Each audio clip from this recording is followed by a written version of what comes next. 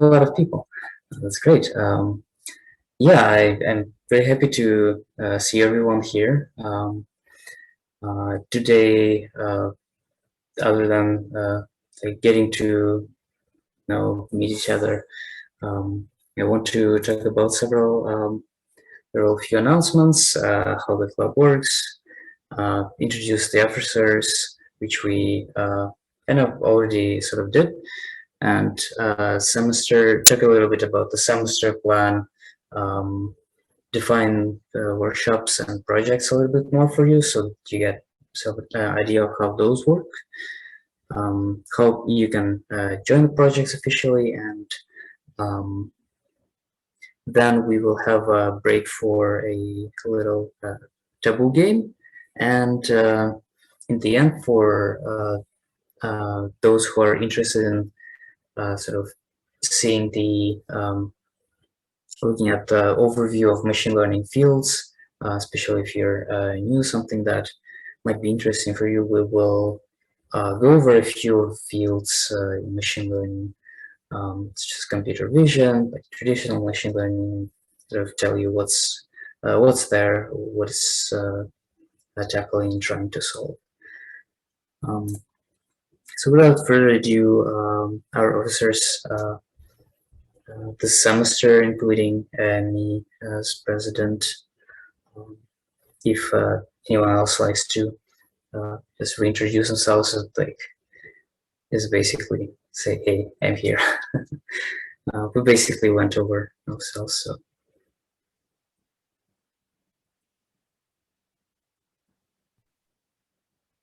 Yeah, I'm Ani. I think I already introduced myself. Yeah, I think a lot of the officers have already introduced themselves, but yeah, nice to see everyone. Yeah, and we have a few new officers, and yeah, we will be working with you this semester, and whenever you have any sort of question on organizational, or you want to help out with organizing some sort of activity or something like that, then you should reach out to our officers, and we'll be able to assist you on that. So, yeah. So, what is machine learning at SJSU? As we advertised ourselves earlier, we are a community of fellow students enthusiastic, excited about machine learning. It's a place where we, as like your fellow students, and you can help other people advance in their machine learning path. Specifically, what we're looking at and emphasizing this semester is helping you with resources that can help you get into the industry. Another thing that we can do as a recognized student organization is we have funding sources that we aim to spend providing you with some computational resources for perhaps your projects or yeah, basically for your projects. Yeah, so that's what we're excited about. Just quickly going over what's going to be the format for this semester. We're going to have hybrid meetings, so you'll be able to visit us starting following week in person. And the current plan is likely to do sort of bigger meetings, longer meetings every other week, where we meet in person, and you can also come in online if that works for you better. And the other week would be for doing small things like project updates and reporting on the status of your project, doing some small online, perhaps virtual things, but yeah. And we are still a project-based, mostly project-based. So that is something I will talk a little bit about in how the projects are organized. But essentially, we're planning to get you into groups and have you work on the help you with organizing and keeping the track of your project. Essentially, this semester we are looking more into Kaggle, integrating Kaggle into our meetings and integrating Kaggle resources. So we've already been using it previous semester. Essentially, for some people who are new, this is a platform that hosts has multiple data sets and machine learning challenges that already provide you with a sort of outline or topics for projects. So those will I'll talk about those more during the projects session. But working on the Kaggle and getting experience with Kaggle is something that's recognized by employers. So it is something that getting experience with working with Kaggle, either it is on competitions or on projects in general, is something that will likely help you with your industry path. And just developing your machine learning skills in general. Another thing is workshops, which again I will go over in the workshop slide, but this is something where we would need, we're still discussing the exact format, but so far it seems we will do something similar to how projects work, where we will figure out the idea that you're interested in working on, and us as officers will help you organize that and shape this into a workshop that you can learn from and teach the other members of the club. I'm going to go over in more details later, but as a general sense, so yeah, Chaitanya is a professional machine learning engineer. He's helping us a lot with this semester. He's volunteered to meet a few times during the week to basically code and solve some of the Kaggle challenges, and he will allow you to join him and basically ask him questions, see how he's approaching the solving this, how the real problems in machine learning are getting solved by professional,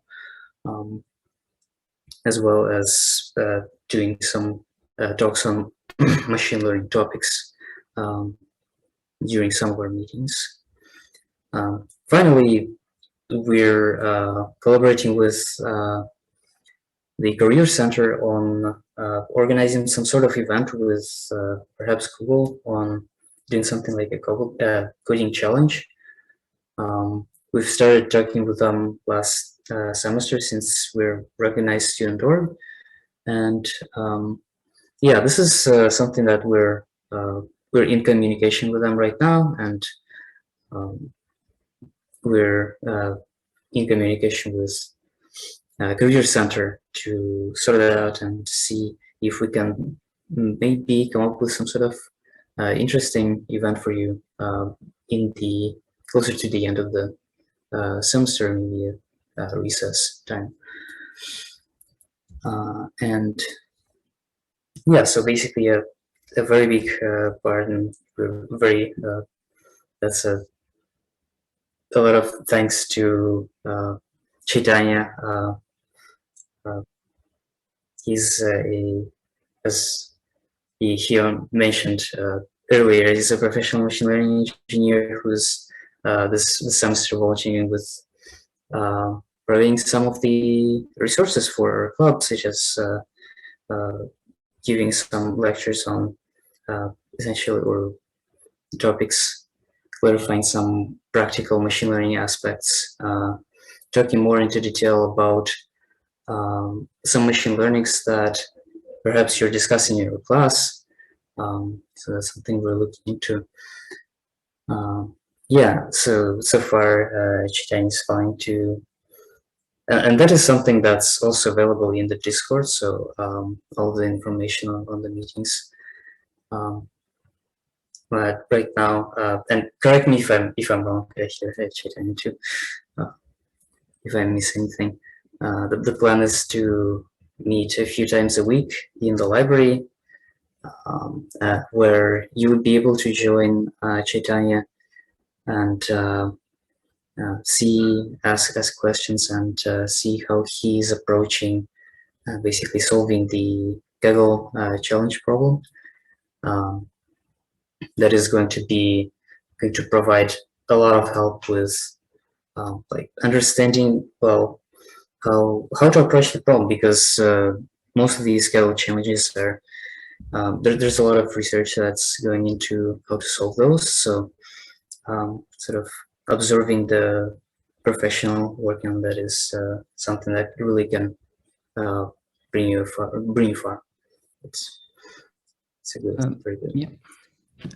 So I prefer Kaggle because it's a very practical thing where we have data sets available, and many things that people face during in industry. We face those challenges in Kaggle. So solving there, it will be really helpful in interviews too. Yeah, thank you, Chaitanya. And yeah, so super excited about that. We also are looking for like a more permanent sort of place where for a club, like sort of a meeting place where everyone can meet, and that will be an alternative to a library. But yeah, looking into that. So how do you join the projects essentially? There are a few things. You can obviously join if you're already a member. We do require you to have some sort of experience or just proof of experience. We think that in order for you to easier get into projects, working on projects, it's definitely helpful to have some sort of experience. And essentially, if you have completed any sort of ML course or you have experience, you can send that to our Gmail, and basically you're good to go to join any sort of project so as yours. If you don't have an experience, that's all right. If you're like a beginner, that's all right too. We have a trial project in that case for you to complete. It is a simple enough project that you should be able to tackle within a week, and it is also there's also no like hard necessity to really like solve it perfectly or like completely finish. As far as you can show that you're able to tackle some of these issues here, and you've learned from those, you're okay. So so what's the trial project? The trial project is based on actually one of the well-known Kaggle competitions. That's Titanic dataset competition. And let's see, I'm looking for a link here. Basically, your goal here is to classify and try to predict what's the probability of somebody surviving a Titanic or not surviving, based on some of the parameters they have, such as see, I think that the gender, the price of the ticket, some other information.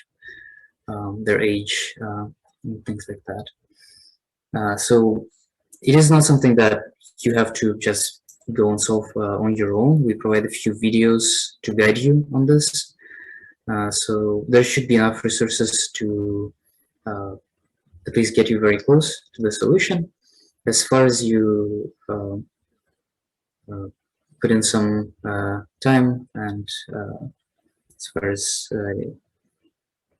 you look at it, it's something that you should be able to tackle within a week.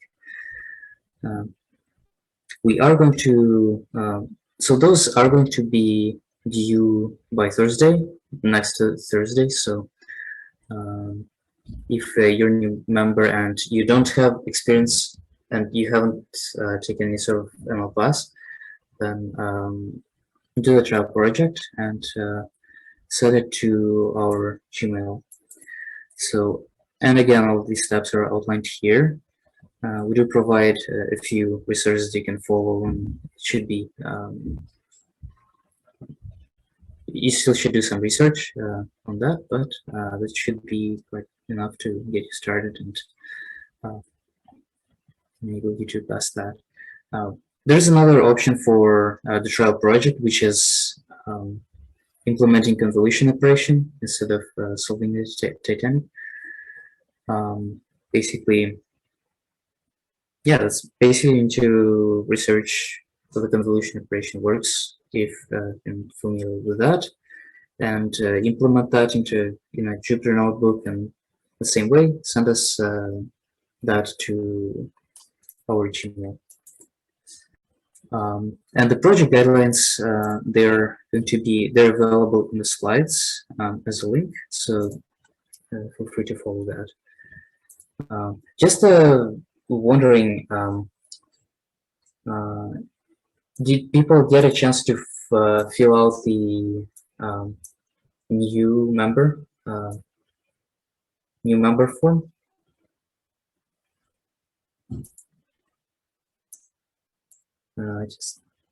Yeah, I if you didn't, that's totally cool. I linked it in the Zoom chat. So yeah, just fill that out. It's not that long. We appreciate it. Yeah, absolutely. It's and the reason I'm asking is just wonder how many like people who are new to ML and don't have experience, and how many people essentially will need to do the trial project. But this is something that's anonymous, so it's something I should see in the poll. Okay.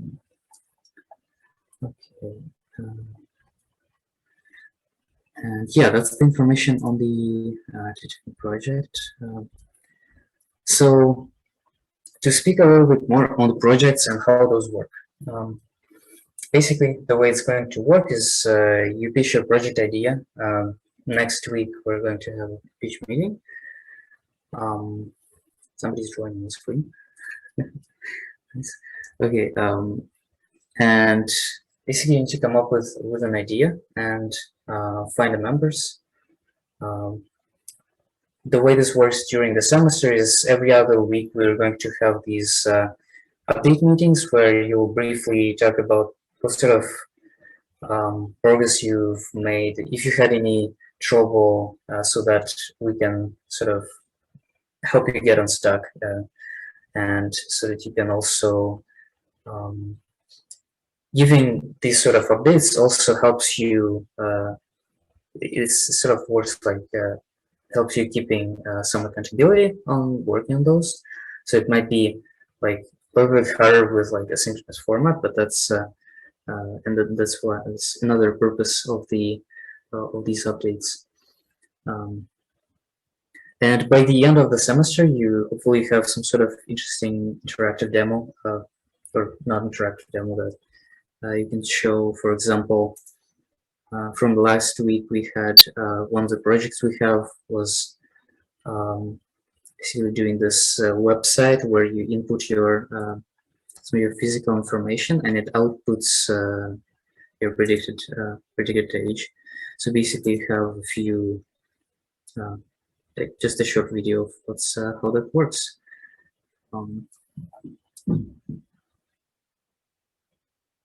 Yep. And yeah, feel free to take a look at how that looks like. And Let's see. I'm just looking at the chat. Nothing very good.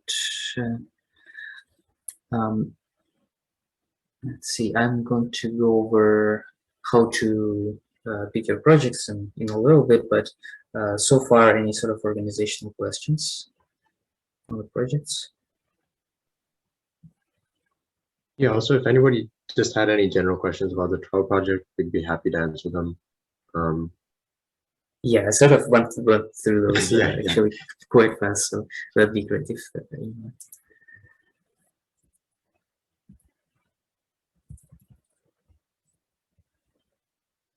and also feel free to post those in the chat, and we'll return to those later if that works for you better. And okay, that's for projects. Another thing that we did a few semesters ago, and that's something that would be great to do, is workshops. It's essentially the idea for this kind of activity is that teaching is really the best way to learn any sort of topic. So if you can prepare a presentation, that is sort of one great way to learn.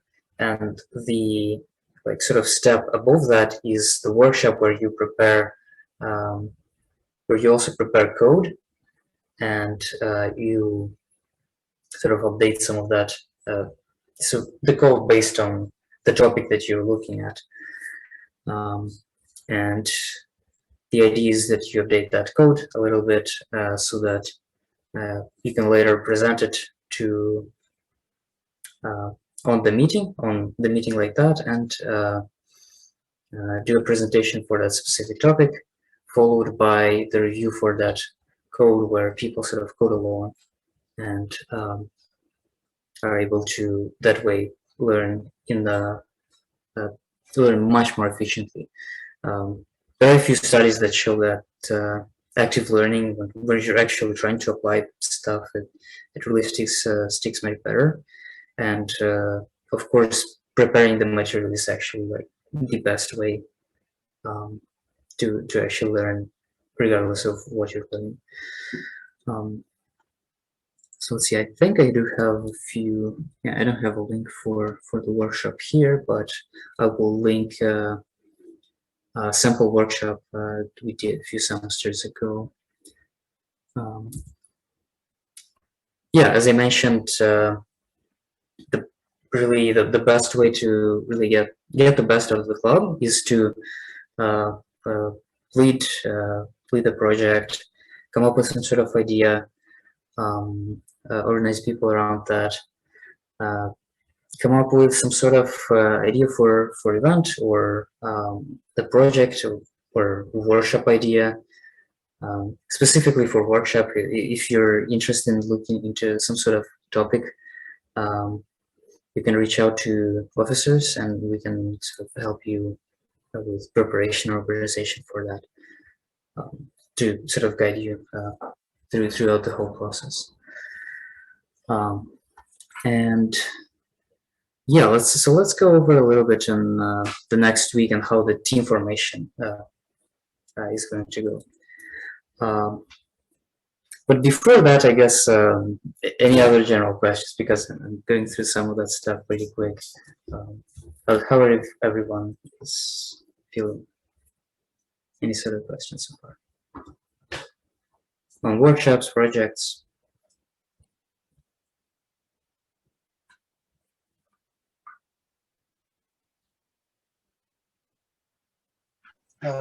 Just a small doubt. When you say about projects, what kind of projects are we talking about here? I mean, a general idea of what type the project should be. Yeah, that's a very good question. Yeah. So for the scope of the project, it can generally vary, of course. So for example, this last year, this one project that one of our teams came up, Keep Aging Clock, that was directed at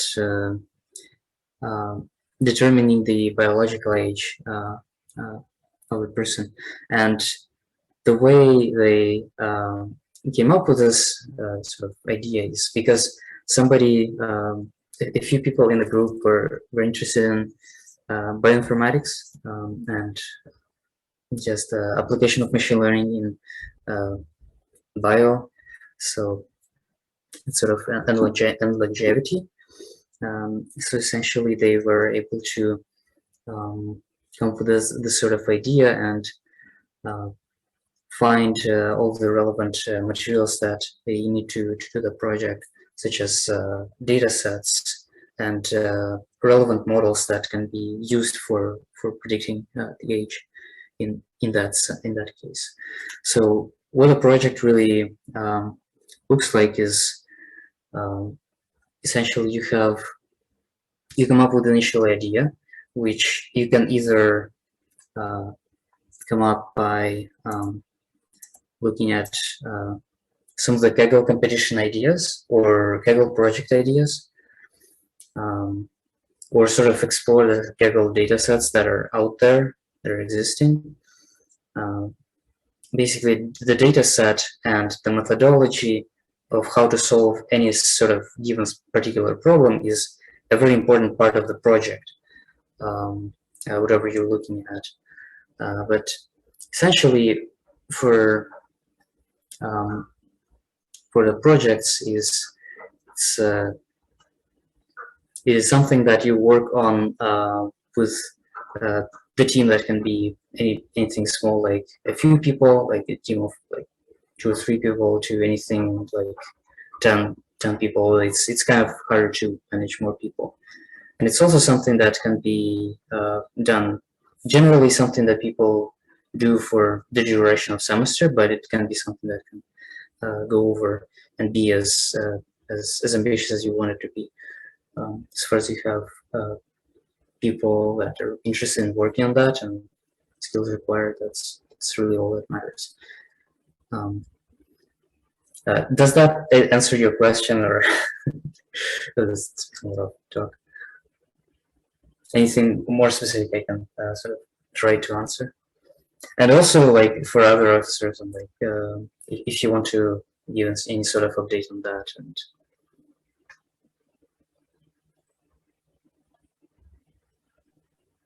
oh yeah, if you had any follow-ups, I'd be happy to answer as well. Just generally, like part of the reason that we want to have this focus is, I think in general, products are a really cool way to explore the ideas that you learn in the classroom. And the reason that we've kind of shifted to focusing on Kaggle mainly has to do with the idea that we do want it to be the case that we want you to explore a topic that you're interested in, but at the same time, what we've seen is a lot of times people can find a topic they like, but then have a really hard time finding data for it. And that's definitely a real world problem, right? Like if you're working in industry, that is sometimes an issue you'll run into. So it's good to encounter that. At the same time, we don't want that to be a frustrating experience for you. So that's kind of why we've shifted to trying to encourage people to find data set that already exists on Kaggle. And that way you can kind of get to some of the later things that we've mentioned here, which is, it's still important to do research about the topic that you're doing, because it's always good to get an idea of like what approaches different papers take, just get a better understanding of that sub area, and then really trying to create different models so that you can actually understand which approach works better for you. So that's kind of just giving you an idea of why we structured the projects that way. If you are really motivated by something and you don't want to use a Kaggle dataset for whatever reason, you're welcome to bring that to us and talk to us about it. But that's kind of why we've set it up this way, in case you were wondering.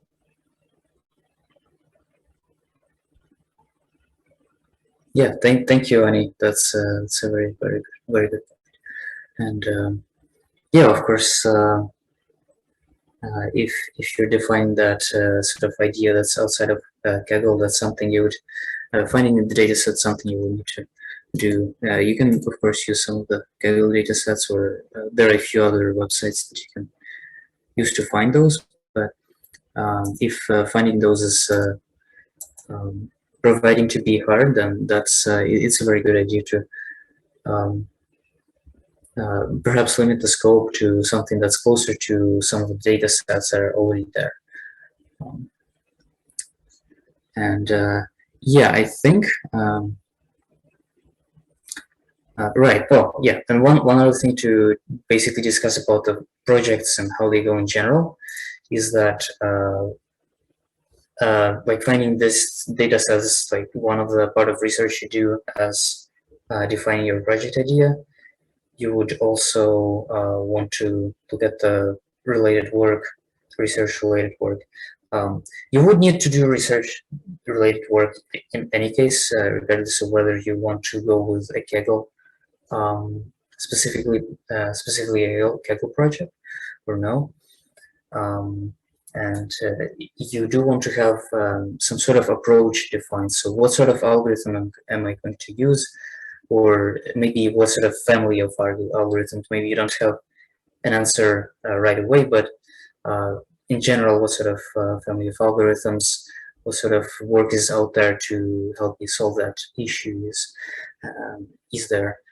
And what is your success metric for how to measure the success of your model, of your project in general? So those will be different for your project, but it's like, what's your essential goals for the project? Yeah, so this is something that for those of you who have you don't want to come up with some sort of idea that you'd like to find people for to work on. So do find the data set, define the idea, find the data set, look at Kaggle competitions, especially if you're newer. That's definitely a very good idea to start with Kaggle competitions, with Kaggle projects. That's the competitions that basically are like ended at some point. And looking at the data sets that are available, perhaps defining some sort of project around the data set that is available there. And the same, identifying the idea, finding a data set, getting the related work approach, and the success metric. That's something that we need you to prepare for the next week. And basically pitch that sort of idea. And yeah, that'd be it. So now at this point, does anyone have any sort of questions on organization for pitching for the next meeting? How do you find the project? So thing like that. This is how it works.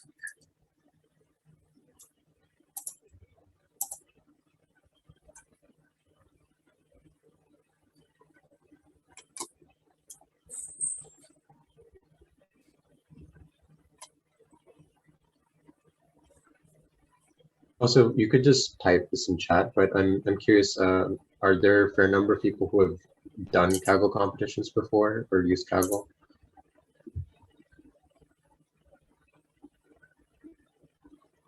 Maybe raise hands. That's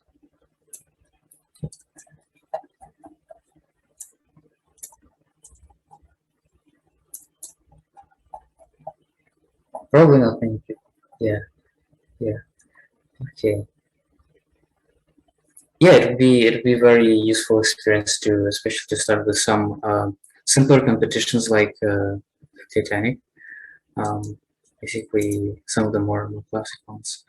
I don't know. Is this some of the classic one? I guess you can. So that that website provides you with the data set, which is basically the most important, the hardest part to find in defining any sort of project. So that will greatly accelerate your progress on working on the project and defining the project.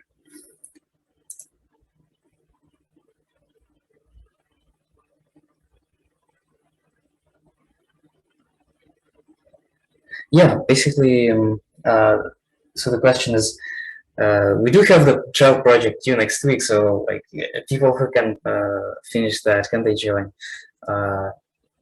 Yeah, so we will need to like evaluate some of those, some of your submissions, but definitely next week is the focus will be on pitches and pitching your project, and whoever who's interested, if you've submitted uh, the uh,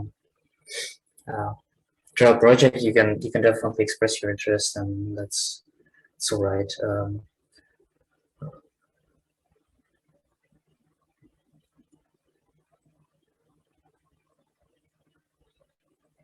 Will be I'd imagine that eventually the way it will work is uh, one other thing that actually I'm not mentioning here in slides is you also want to specify how many people you want in your team. So this is something that the team lead will decide, and yeah, basically you would do the further communication of whether uh, you can join the team is something that you'll be able to um, discuss with whoever who leads the project, any given project.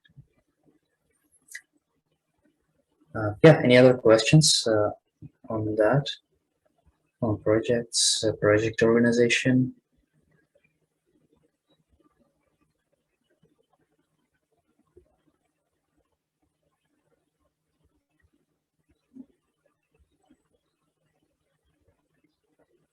Future, like every Friday, is the same time like today, or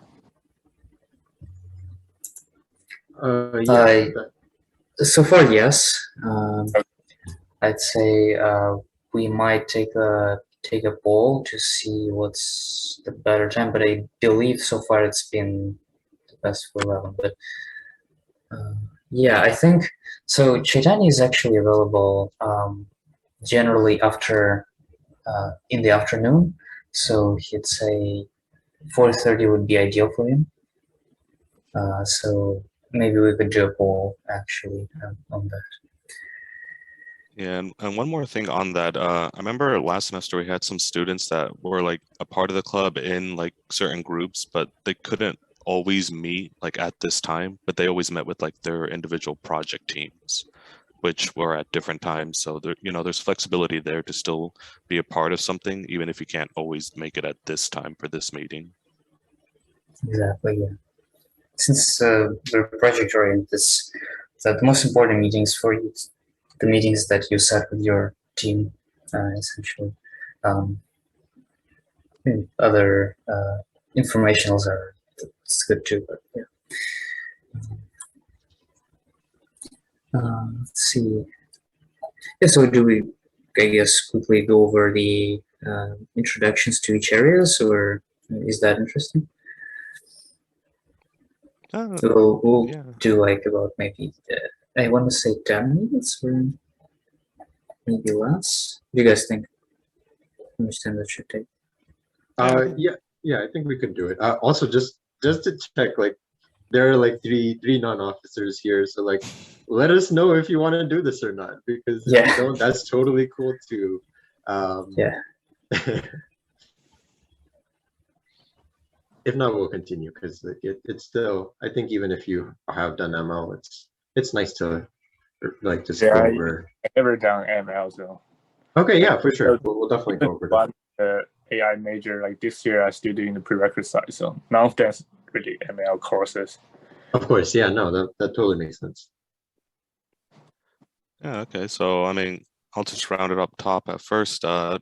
Traditional machine learning, you're going to learn about them a lot more. People like nowadays are like talking more about like just different stuff that will go on further, but there's a lot that can be said about just traditional machine learning because industry, they first look at what works, and if it's simple and works, let's keep it. And you find a lot of these models like classification, regression, those are the two main things of traditional machine learning, where classification is pretty much yes or no, of just like, is it part of this category? Is it part of that category? Big thing for that is like detecting spam, detecting fraud. Is it fraud? Is it not fraud? And then you got regression right there, which is more about trying to find a trend and predicting a value, like an actual set value. It's not set. It sometimes doesn't. You try to create like a line, but it may not always follow that line. And big thing for that, or the top of my head I could think of, is just like a temperature. Predict the temperature for the next few days. You try to follow like a trend line. But yeah, certain like things that you can still do with traditional machine learning is feature extraction. Extracting like the columns and like a big thing of data that you have. Try to find just the columns that actually matter to you, or that actually will work in the model well, versus just all that data. You're not having to store all that data, and thus it cuts down on cost for a company.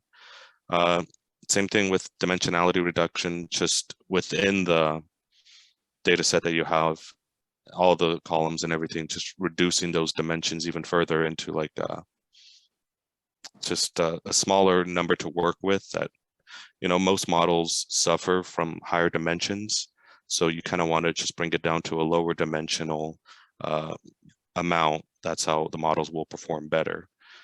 And then once you have your model, you'll have these things called hyperparameters, and those are just more the weights of the model. They're just internal weights, but there's just a bunch of different values, different numbers that just sort of help fine tune your model, just make it better. And the goal is obviously to optimize them, and that's just through training and just viewing your model and updating it and training it again. And then another way to optimize, or one way to optimize those hyperparameters, is cross-validation. It's just a method of, usually have like a 5-fold cross-validation, which basically means you run through like 5 different sets of training, and then like you leave one out at the end that sort of acts as like your test set. So you train it and then you test it like at the very end and be like, did it work? Did it not work? And then you just run through it. It's just basically what the name says. You cross-validate the data with itself over and over again until you come up with a good model that hopefully works. And then also on traditional, there's recommender systems, which is kind of like its own thing within traditional machine learning. There's 3 main veins of those. There's collaborative filtering, there's content-based filtering, and then there's matrix factorization. Those are the 3 big parts of recommender systems.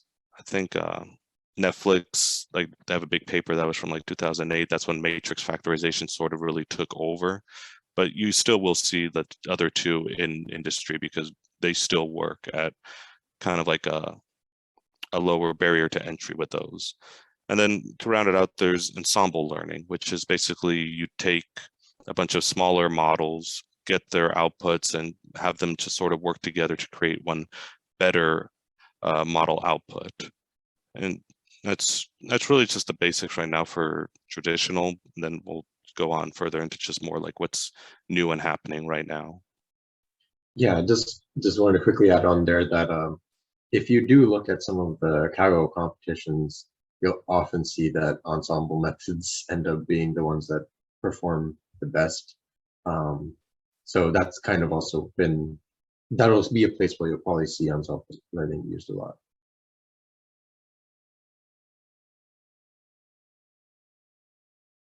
Yeah, that's a great point. And some of the most powerful methods are always something that's simpler. So those really find the, I guess, greatest number of greatest variety of applications. Yeah, I guess any other questions on that before I go to the next one?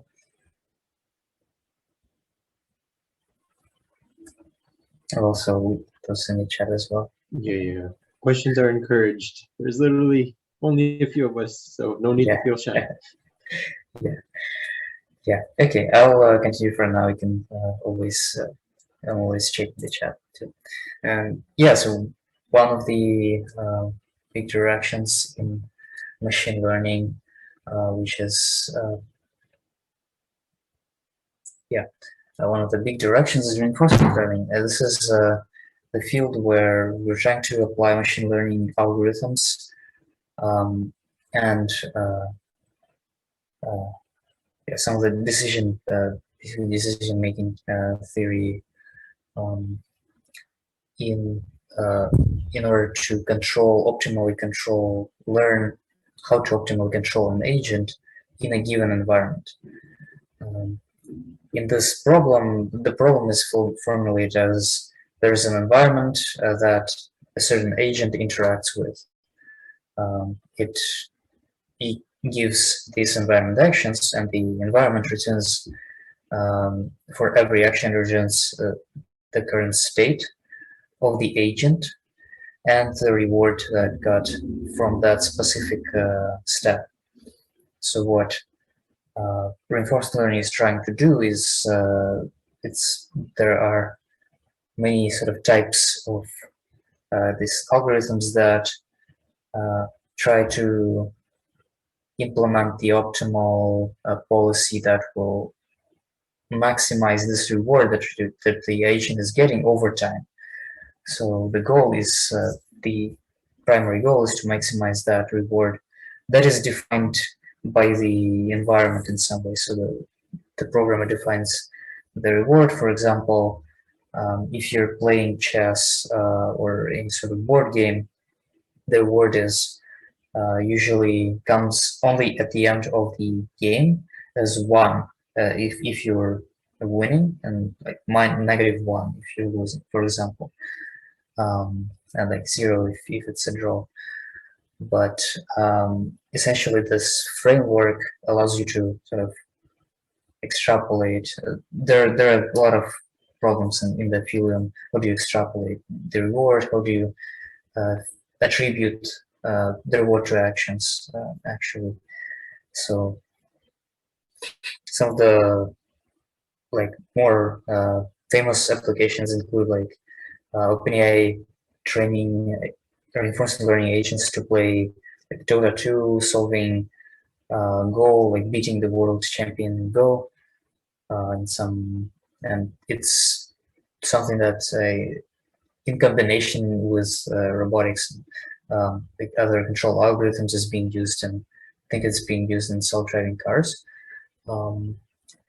There's a lot of control theory algorithms that are still being used because it's sometimes easier to define the problem, even though defining the optimal policy is harder, which is why reinforcement learning is which is the problem reinforcement learning is trying to solve. Which essentially, instead of defining this complex set of rules of how do you actually optimally behave in the environment, the agent is supposed to learn it. So it looks something like this. In the beginning, it sort of tries to interact with the environment in some way, and if the algorithm is efficient enough in being learned the behavior, it can learn the behavior based on, in this case, like moving to the right side is best.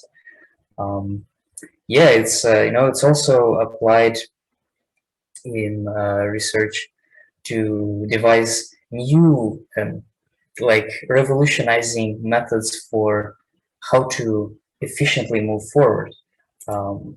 So yeah, take lessons, take note of that. That's a very efficient move of like propelling yourself forward.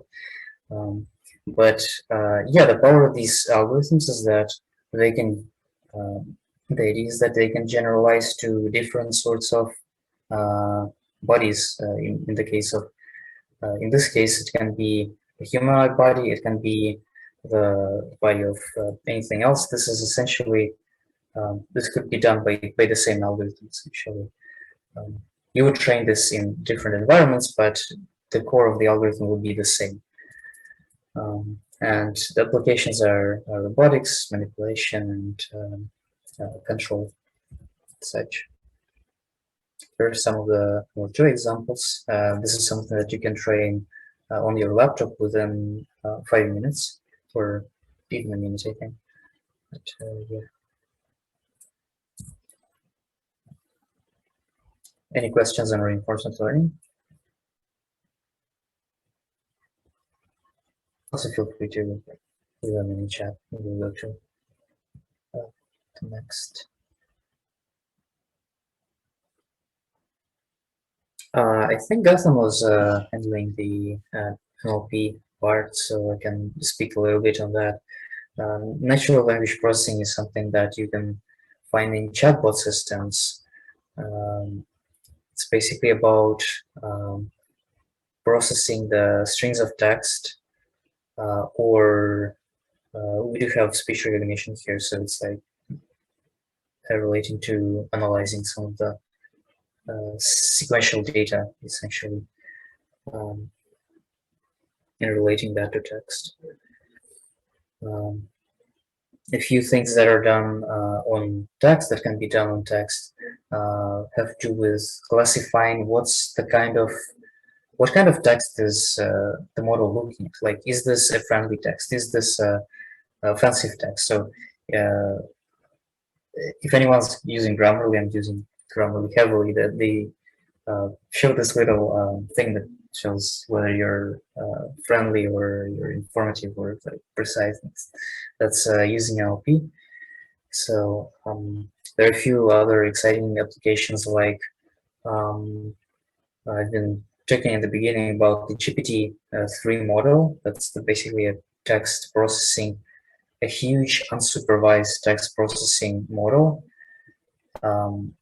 where unsupervised means that the training just includes a lot of data, and there's no labeling by human done on the data. So in the case of GPT-3, its task is to predict the next sequence of words that follows like some previous sequence of words that can be fairly long. Like it can be like a few pages. Yeah, thanks, Shubhani. Nice seeing you today. Let's see you later. Yeah, it was really informative. Thank you. Yeah, awesome. And yeah, see you next time. So on the GPT-3 model, that would, for example, be trying to predict what text goes next. And what you can do when you have this trained model is you can essentially feed it bodies of text, and it will predict what's supposed to come next. Like it can help you in some interesting ways. It can like hold a dialogue with you, or some sort of ways like that, some sort of things like that. Yeah, parts of speech tagging, kind of speech recognition can be done as well. That's for natural language processing. If one you want to speak a little bit about generative adversarial. Sure.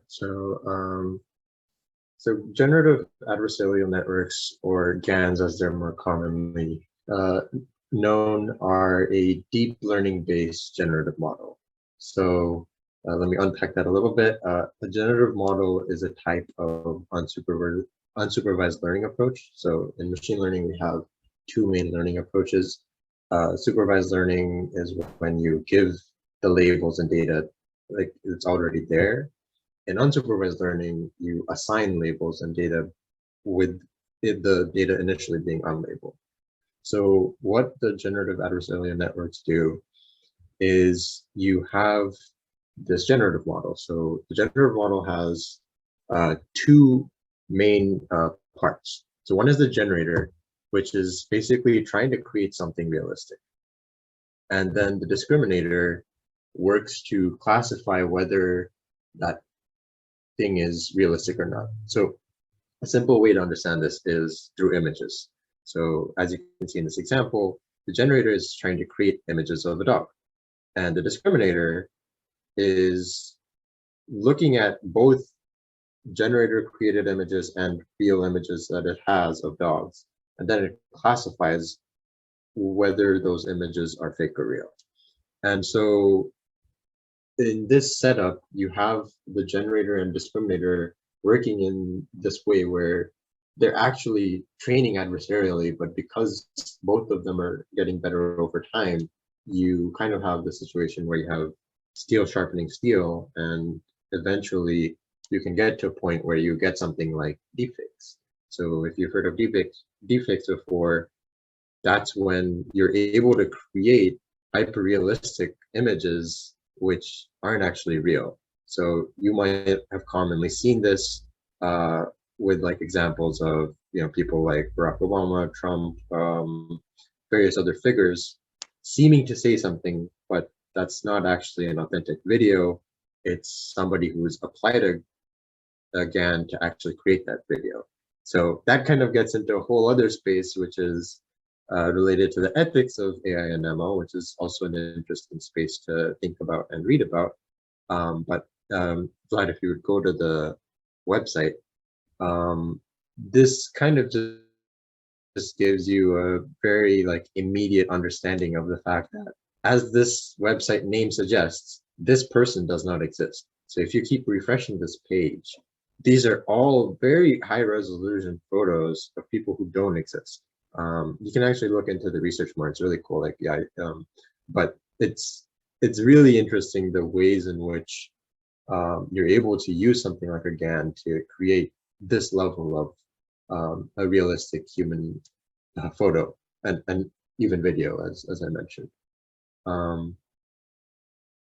So yeah, just I think that kind of is a really nice application of it. So it's definitely very useful in the visual space. And that's often where people might encounter it when it comes to images or video. But you can also apply it to speech. And that's actually what we have a short video on. 2 Minute Papers is a nice YouTube channel for anybody who's interested in ML to get a quick sense of different things happening in the field. And so what this paper talks about, or this video talks about, is this paper. If you could just skip to 40 seconds, that'd be good. I'll finish giving an intro and then you can play it for a little bit. So basically, what this does is, if you record a person speaking for a reasonable amount of time, and you're recording what they're saying, you're able to create a script, and you have a script of what they've said. You can change the text of what they said, and then using GANs, basically it stitches together different phoneme sounds from what they've already said, and stitching those together, you can actually make the text completely different. So this could be applied for various different things, which I'll talk about after we kind of get a sense of it.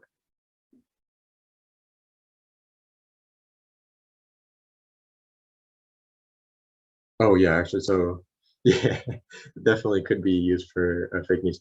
Actually, Vlad, you might need to stop sharing and then reshare to share audio. I can also do this part of it.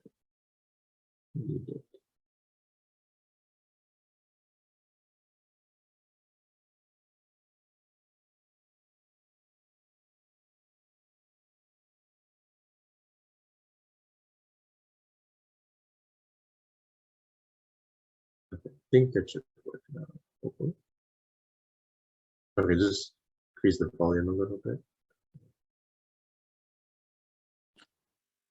Guys, nice to seeing you, but I have class coming up at 1. Okay, sure, no worries. Okay, so yeah, I think the audio is not working, but that's fine. Basically, as you can kind of get an example of so the original video said that the Apple stock price closed at $191.4 dollars per share, but you can just change that text, and then the model will both, of course, change the audio that's being said, but even make the video match that audio. So I think that just gives you an example of really cool applications, which when you look at it, does go on to explain later in some of the implementation details, but it again is a very cool example of how you're using GANs to achieve various different outcomes using machine learning, which I think is pretty good. Yeah. That's an awesome one. Yeah, and I think, see, yeah, to conclude, so thank you very much for attending. We do have a few resources that are available for you, especially if you're new. Some of those, first, this is just the current list. You can access it by this link. We'll probably add stuff at some point. But some of the current stuff we have is how do you set up your environment, essentially. How to set up the content environment. This is something that you use for programming with Python and managing package dependencies. So the high-level summary of machine learning, it's sort of partly what we went over today. But if you want to look at that, you can. So there is also a notebook that looks into Python syntax if you need a refresher or are new to Python. That's something that used heavily in ML, so that's will be useful if you're new to that. Yeah, the trial project guidelines, we have that link available earlier. And that's also just an interesting, not mandatory, but interesting workshop on resource and how do you set up sort of pipeline for training remotely or yeah, training with more interesting configuration. Essentially, that's for training bigger models on cloud. And yeah, that's be it for resources. Thank you very much for coming in today. We'll hope to see you next week. Yeah. Thanks for bearing with us. Thank you for sticking with us for almost 2 hours. Yeah. That was good information last time. I just wanted to know if you can suggest some podcasts related to machine learning or AI. That's a good question. I have to be honest in saying I think I have one that I could recommend. I think it's called let me find the name. It's like Data Skeptic or something. Let me find it. Or Okay. Data Fan. Let me look. Okay. I must confess I don't listen to it that often, but I think it's pretty good. Okay. Okay. Data Skeptic. Yeah. Data Skeptic. Data Skeptic. Okay. Yeah. Though that isn't like strictly ML based, it's kind of more data sciencey. But still a cool one. Okay. I think there's definitely a lot of nice.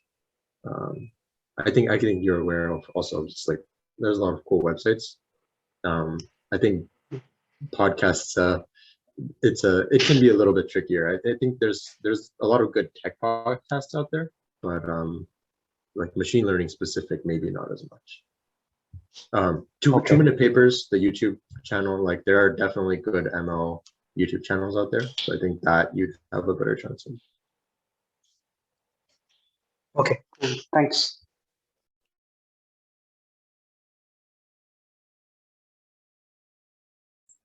Right. Thank you, everyone. Thank you, guys. Yeah. Oh, we should have stopped the recording.